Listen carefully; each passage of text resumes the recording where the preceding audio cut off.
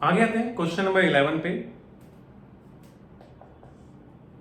A box X projected vertically upward and the similar ball Y projected at angle theta. They rise to same vertical height. एक को हमने फेंका vertically upward, let's say speed u1 से, दूसरे को फेंका speed u2 से eight an angle theta. इसकी जो मैक्सिमम हाइट है that is u1 square by 2g और इसकी जो मैक्सिमम हाइट है u2 square sine square theta upon 2g, तो ये सेम है अकॉर्डिंग टू क्वेश्चन। तो u1 square is equal to u2 square sine square. अच्छा ये भी बोल रहे हैं काइनेटिक एनर्जी इनिशियल सेम थी, तो मास तो सेम है ही है, तो इसका मतलब अच्छा रेशियो पे काइनेटिक एनर्जी 1:2 दे रखा, तो u1 square by u2 square दे रखा है 1/2। तो अगर यहां पुट कर दें साइन थीटा आ गया 1/2, थीटा आ गया फट कर गई। Projectile maximum height basic formula है u square sine square theta by 2g। Range का formula u square sine 2 theta by g। Question number 12 बोले universal gravitational constant decreases uniformly with time when the path of earth around the sun. तो अगर g को decrease कर देंगे तो gravitational force कम हो जाएगा। ग्रेविटेशनल फोर्स कम आ गया मतलब जो फोर्स रिक्वायर्ड है जो बाइंड करने के लिए ताकि मून अर्थ के अराउंड रिवॉल्व कर पाए वो कम हो जाएगा। तो क्या होगा, फोर्स कम हो गया, स्पीड ज्यादा है, तो सेंट्रीफ्यूगल फोर्स ज्यादा हो गया mv square R by R का as compare to the inner force. तो सेंट्रीफ्यूगल फोर्स ज्यादा हो गया as compare to the gravitational force. तो इसका पाथ कैसा है भाई, वेलोसिटी तो है ही है, तो ये इस तरह से इस एक्सटर्नल नेट फ्रक्शनल फोर्स की तरह क्या होगा, वजह से बाहर ज्यादा चला जाएगा।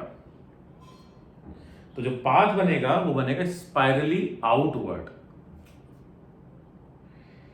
क्वेश्चन नंबर 13 एक बहुत सिंपल सा क्वेश्चन है, यहां पे कंफ्यूजन हो सकता है।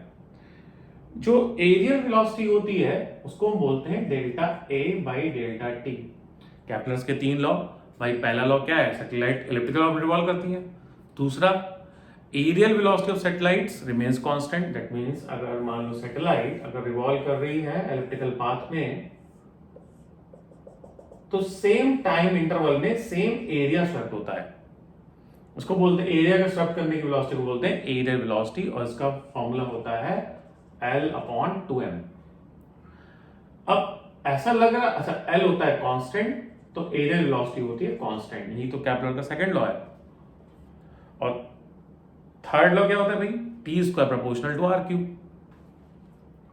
अब ऐसा लग रहा है कि एरियल वेलोसिटी 1/m के प्रोपोर्शनल में आएगी, लेकिन L भी तो है, L में भी तो टर्म आएगी mvr की, तो mm तो कैंसिल ही हो जाएगा। तो जो एरियल वेलोसिटी है वो सैटेलाइट के मास से इंडिपेंडेंट रहती है। क्वेश्चन नंबर 14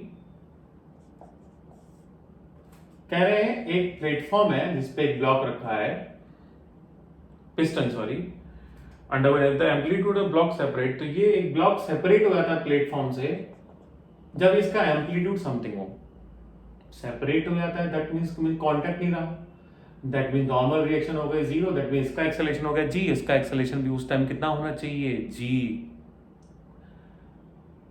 यानी a ओमेगा स्क्वायर किसके बराबर हो जाए, g के।